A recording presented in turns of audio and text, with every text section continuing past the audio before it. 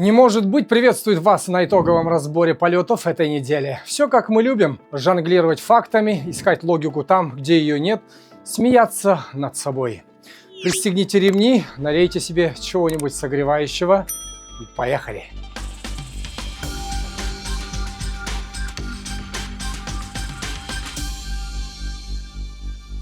Президент Касым-Жомарт Токаев на совещании в Астане устал от дипломатии. Прямо заявил министрам, их подпись – это не гарантия качества, а лотерея. Министры массово болеют и уезжают в командировки, потому что боятся правоохранительных органов. Возникает вопрос, кто управляет страной. Ирония ситуации в том, что чиновники вместо принятия решения думают, как избежать наказания. Президент призывает: хватит прятаться, скажите, кого вы боитесь. У нас некоторые министры говорят: не буду подписывать и все. Заболевают, уезжают в командировки и так далее, подставляют своего замминистра. Тогда как мы будем развиваться-то?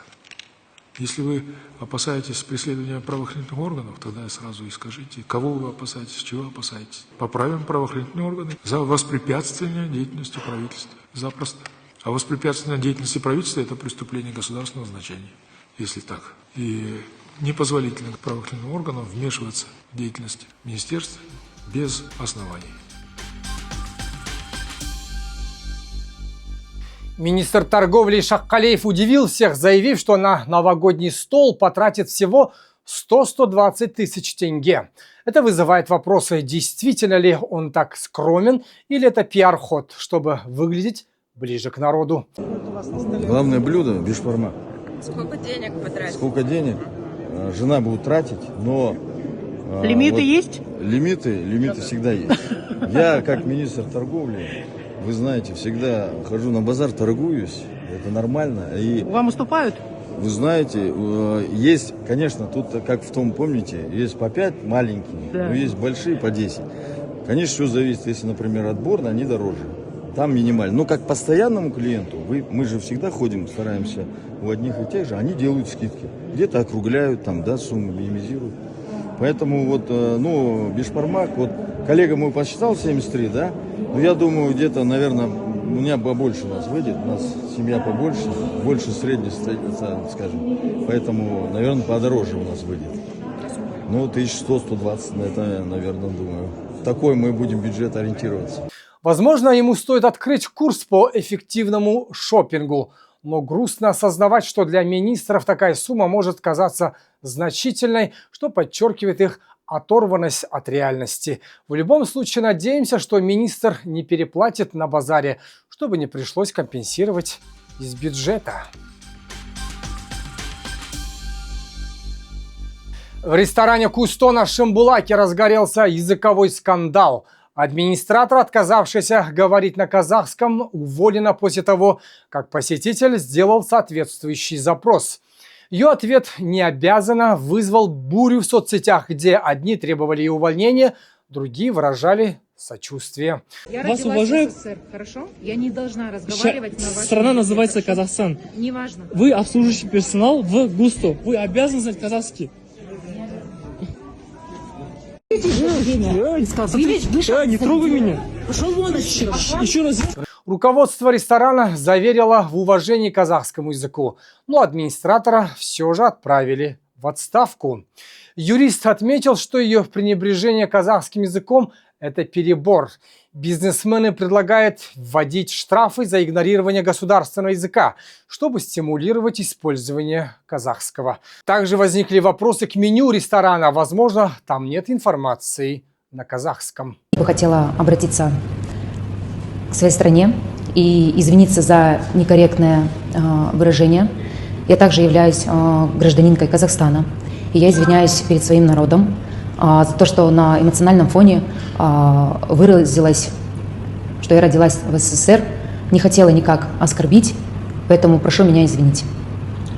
Құрметті достар, осымен біз осы істі жабылды деп санайық. Бұл істі ары қарай өршітудің қажеті жоқ. Бізге еліміздің амандығы, тыныштығы керек. Я Қазақстанда, бірақ мемлекеттік тіл бар, ол заң нормаларын біз барлығына көрсетіп жүрміз. Әркім өз бұл оқиғадан сабақ алды.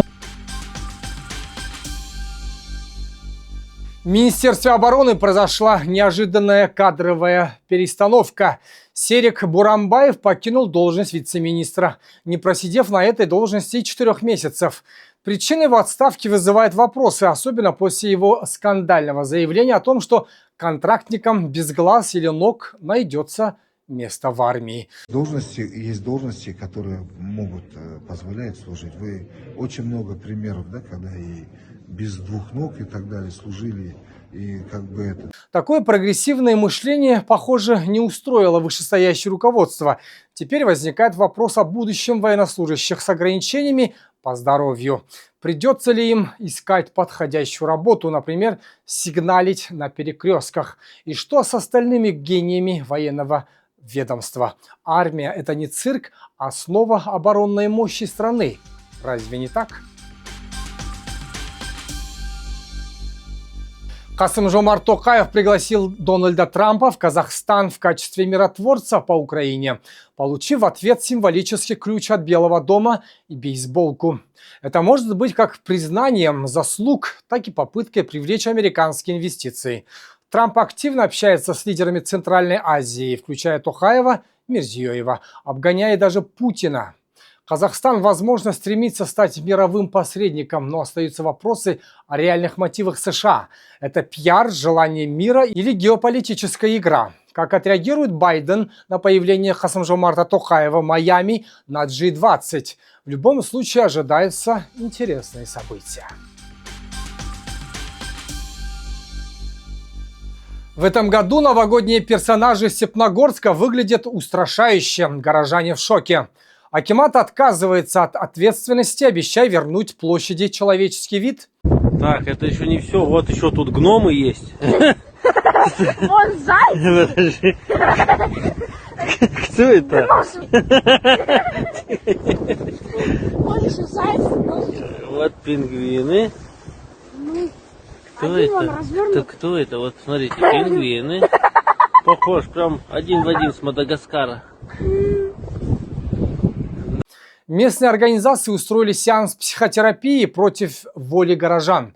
Остается надеяться, что к следующему Новому году в Степногорске не будет декораций Silent Hill. Оформители проявят меньше креатива. Лучше банальный Дед Мороз, чем пугающие персонажи. Казавтожол посыпает трассы песком даже в плюсовую температуру, что вызывает недоумение. Кажется, компания решила превратить дороги в катки, возможно, тестируя новые технологии. Водителям остается только надеяться на удачу. Жосалы +3. Асфальт сухой. +3 на улице, они посыпают асфальт сухой. Вот Казавтожол работает, когда не надо. А вот на платной трассе Алматы-Шымкент гололед привел к перевороту машины. Водитель, обратившийся за помощью к Казавтожол, не получил реакции, а полиция лишь выписала штраф за ДТП. Вот это забота о гражданах. Интересно, подаст ли Казавтожол в суд на водителя за повреждение дороги? Ирония, конечно, но вдруг. Казавтожолда авария болды. Жол бұзылғаннан түс сөйлемегеннен. Гаи шақырдым, наоборот маған штраф салып жатты 39 мың теңге. Сен авария істедің. Қазір видеосын салам. Түс сеппеген.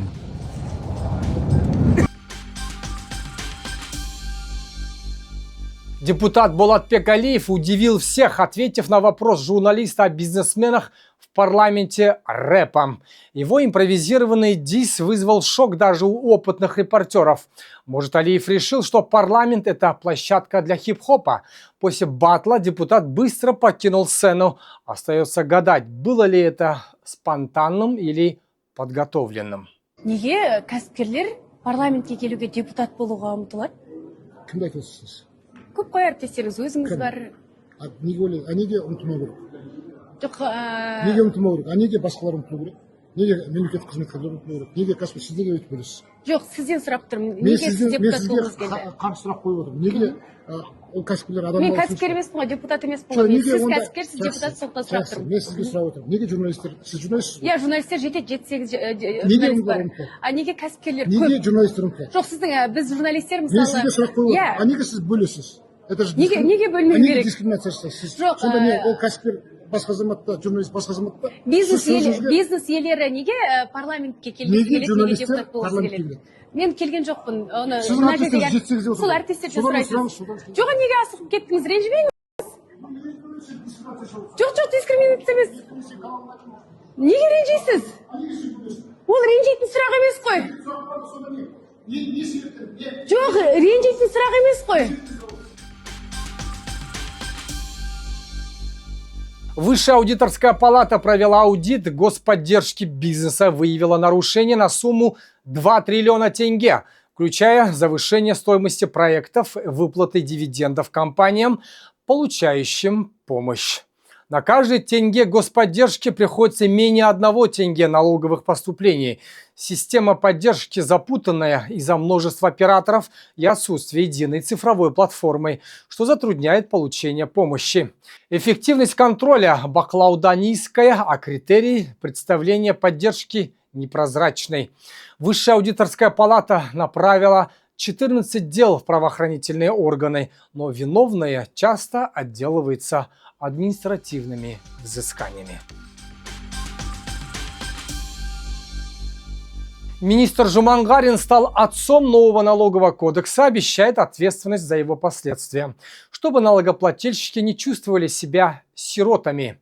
Он утверждает, что это не эксперимент, а выверенная методика, основанная на опыте России. Эти ажиотажные заявления, все пропало. Все убегут в Киргизстан и в Узбекистан. Закроется огромное количество предприятий, малый и средний бизнес будет похоронен. Для чего это нужно? Ну, я так понимаю, что, наверное, но это же бизнесмены обращаются. Количество подписчиков, прежде всего, увеличится. Это обращаются бизнесмены. А бизнесмены, с которыми вот мы общаемся все, у нас институты развития здесь все сидят, наверное, они больше общаются с бизнесменами, чем вы. Экономист Кусаинов критикует реформу, называя ее закрытием бюджетного дефицита. Жумангарин готов уйти в отставку, если что-то пойдет не так. Политическая воля, то есть вы подадите в отставку, если вдруг что-то пойдет не так? Я вам еще раз сказал, я государственный служащий, и за сферу, которая мне доверена, полную ответственность несу. Я от нее никогда не отказывался. Ни на кого ее не переваливаю. Однако реальная ответственность министра остается неопределенной. Принесет ли реформа пользу или лишь увеличит цены и нагрузку на бизнес, покажет время. Депутат Ирина Смирнова возмутилась, почему бизнес за малейшие ошибки в новом налоговом кодексе наказывается, а отцы экономической реформы за серьезные провалы остаются безнаказанными. Начинающий работать с 1 января новый налоговый кодекс установил вполне себе четкие и жесткие правила к бизнес-деятельности в нашей стране. Вместе с тем, сами отцы экономической реформы, как оказалось, в своей работе допускают, мягко говоря, высокую неэффективность от планирования до трат, не видят целостность и системность работы как своих госорганов, так и подотчетных организаций. Это похоже на выражение «своим одним закон, другим понимание». Вопрос, какую ответственность понесут за свою неэффективную деятельность чиновники, неэффективных госорганов и подотчетных организаций, что предлагается изменить для улучшения ситуации в целом. Глава Высшей аудиторской палаты Исмаилов успокоил, утверждая, что нарушения фиксируются, виновные привлекаются к ответственности, но никто не видел наказанных отцов. Жумангарин также присоединился к отцам реформы, поднимая вопрос о необходимости ответственности за их ошибки. Бизнес может вскоре возмутиться таким отношением и потребуется искать более ответственных лидеров для экономики. Депутаты разделились во мнениях о задержании главреда Костак. Одни требуют декриминализации статьи о клевете, другие критикуют действия правоохранителей. Депутат Бапи намекнул на возможные козни заинтересованных лиц, а Саиров надеется на справедливость. Пономарев планирует вникнуть в ситуацию, а Казанцев настаивает на соблюдении закона. В итоге депутаты лишь наблюдают и обещают мониторить, в то время как журналистское сообщество в шоке, а свобода слова оказывается под угрозой. С 2026 года в Казахстане удостоверение личности можно будет получить бесплатно, что подчеркивает заботу государства о гражданах. Кроме этого, электронные паспорта теперь можно оформлять в 72 странах мира, что значительно упрощает процесс для казахстанцев за границей. Ожидание получения паспорта сократится до 1 месяца. Эта инициатива поднимает вопросы о будущем идентификации. Возможно, нас ждут бесплатные паспорта и упрощение получения гражданства. Алматинский бар «Барболсын» объявил гендерную забастовку против поцелуев ни геям, ни гетеро. Все из-за страха ЛГБТ-пропагандой. Интересно, что теперь считается пропагандой? 2 коктейля вместе? Тесты на гетерочувствительность? Казахстанский абсурд крепчает. Неужели человеческое счастье угрожает нашему светлому будущему? Сенат отменил запрет на предпринимательство для приравненных чиновников, что вызывает вопросы о легитимности таких схем. Власти уверяют, что это позволит директорам школ, больниц открыть маленький бизнес, но возникает сомнение в том, что это действительно поможет малому и среднему бизнесу. Как избежать конфликта интересов, если чиновники одновременно служат народу и занимаются бизнесом? Неужели это просто способ узаконить коррупцию? Министр просвещения Жолдос Сулейменова в интервью программе «Бастахр» подчеркнула важность справедливого распределения учебной нагрузки среди учителей, чтобы избежать фаворитизма со стороны администрации. Она отметила, что многие учителя жалуются на неравномерное распределение часов и предложила, чтобы учитель вел 1 класс с 5 по 11 для повышения ответственности и улучшения оценки качества работы. Зеленые позеленели от злости. На съезде партии эколога выкинули за дверь. На съезде Казахстанской партии зеленых «Байтак» произошел скандал. Советника председателя по экологии Азамата Аябергенова вытолкали из зала, когда он попытался поднять вопросы о мусоре.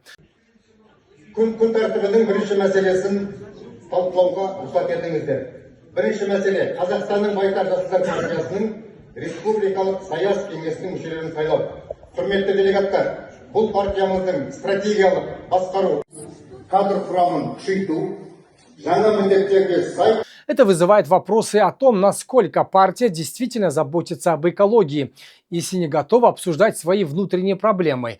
Похоже, в Байтак лучше молчать о недостатках, чем решать их. В Ахтубе 2 местных жителей попытались продать уран на $500 000, начав с предложения от гражданина Узбекистана. Они связались с актюбинскими дельцами, уран был обнаружен в багажнике автомобиля. Комитет нацбезопасности провел контрольную закупку, всех 3 задержали. Экспертиза подтвердила наличие объединенного урана. В итоге актюбинцы получили по 2 года тюрьмы, а их шымкентский сообщник – 2,5 года. Уран было решено уничтожить. Вопрос о стоимости кирпичика урана остается открытым, учитывая риски.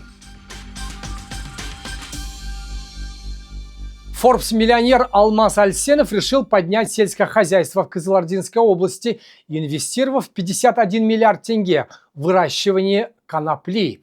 Наверное, для оздоровления экономики. Еще 40 миллиардов пойдут на кукурузу, чтобы, видимо, было чем закусывать.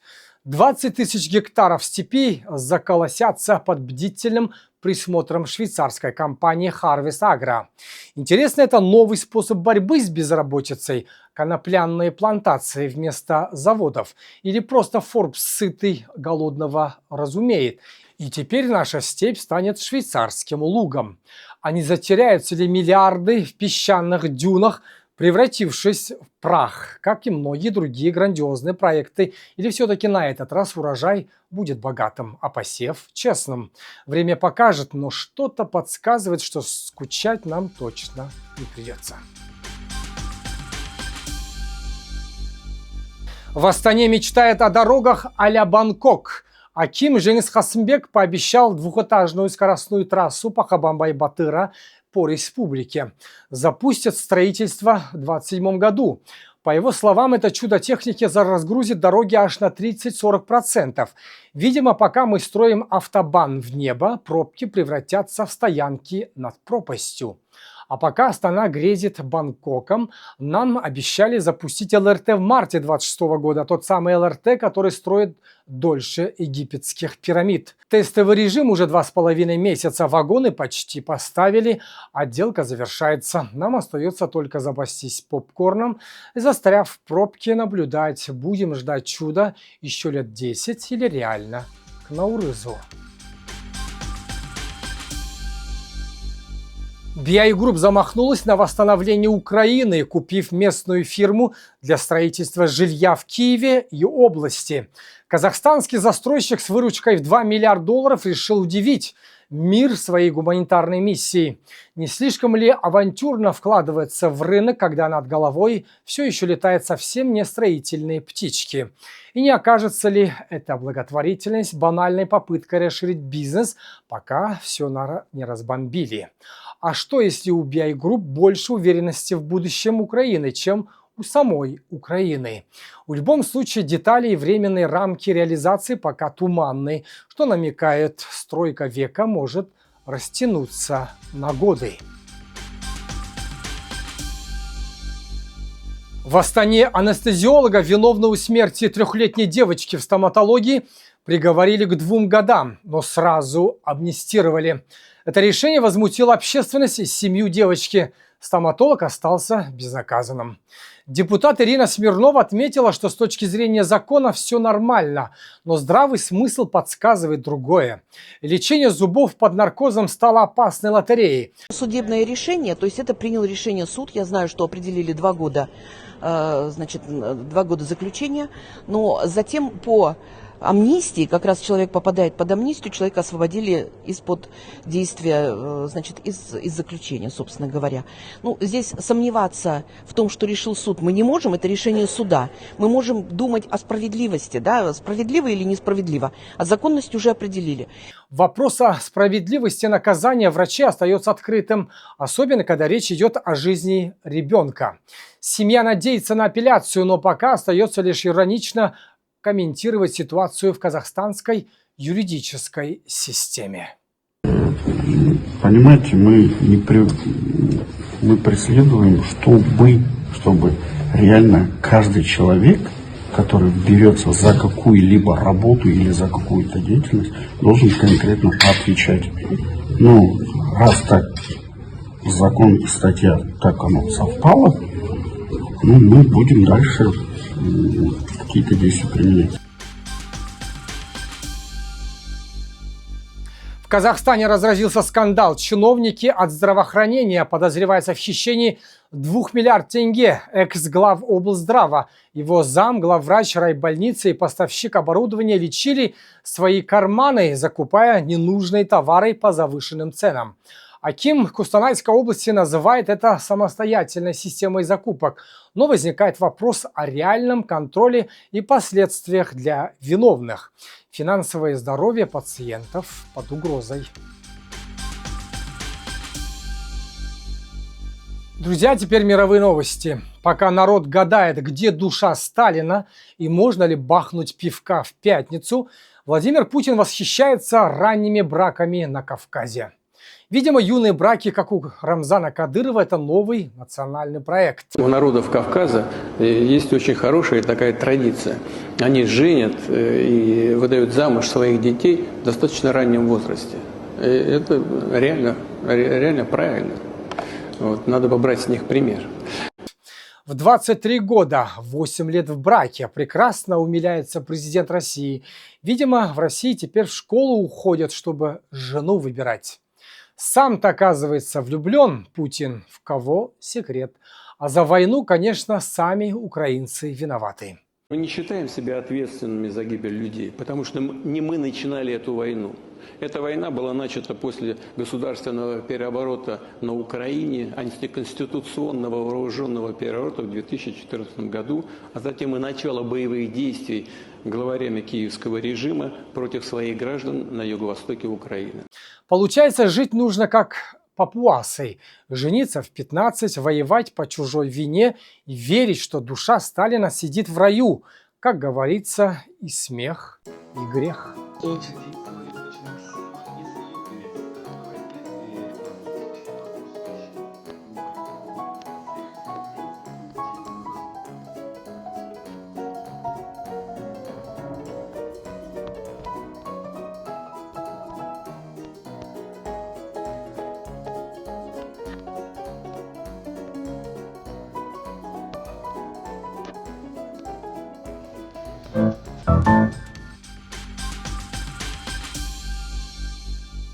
Саудовская Аравия в 2025 году установила рекорд по количеству казней, казнив 347 человек, 2/3 из которых были осуждены за наркотики. Власти страны применяют жесткие меры для борьбы с наркотрафиком, включая казни иностранных наркокурьеров, журналистов и даже несовершеннолетних. Международные правозащитники выражают обеспокоенность по поводу ситуации с правами человека, но это не останавливает саудовские власти. Вопрос остается открытым, являются ли это борьбой с преступностью или проявлением варварства. Ирак, утопающий в нефти, теперь умоляет о воде. Засуха, усугубленная войнами, климатом и коррупцией, вынуждает страну менять черное золото на H2O с Турцией. Нефть больше не гарант суверенитета, вода стала ценнее. Это тревожный звонок для Казахстана с его водозависимым сельским хозяйством. Пора инвестировать в водосбережение и дипломатию, иначе приплывем к засухе. В турецком парламенте принят бюджет на 26 год, но не без столкновений. Депутаты, недовольные цифрами, устроили драку вместо дебатов. Оппозиционеры атаковали правящую партию, пока другие пытались их разнять.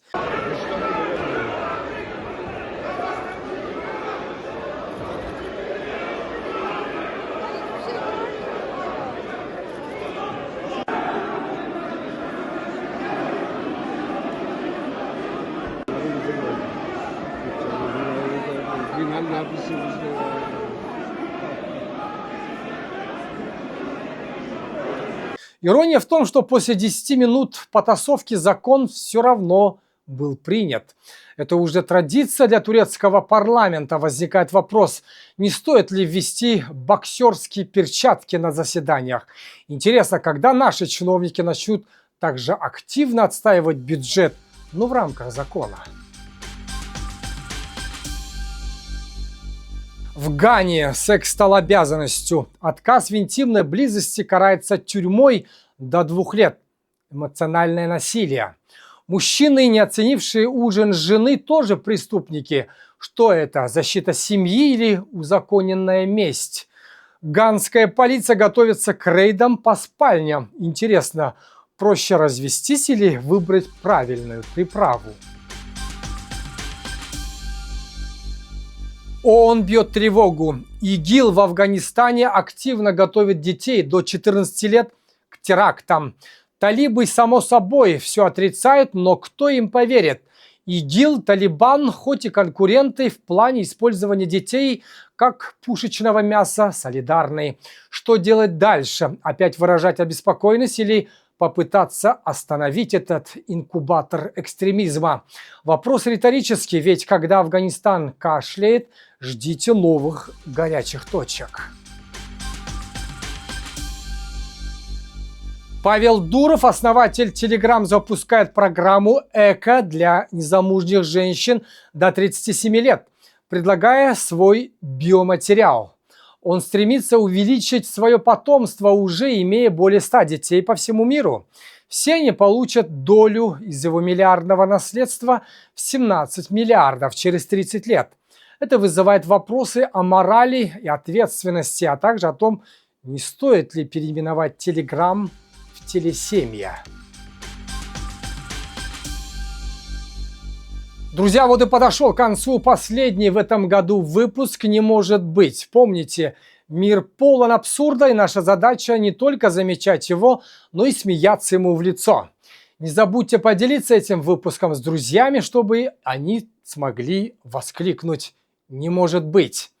Подписывайтесь, чтобы не пропустить новые порции невероятного. Оставляйте комментарии. До встречи в новом 26-м году. Верьте только своим глазам. Ну или не верьте. Это уже как повезет. Пока.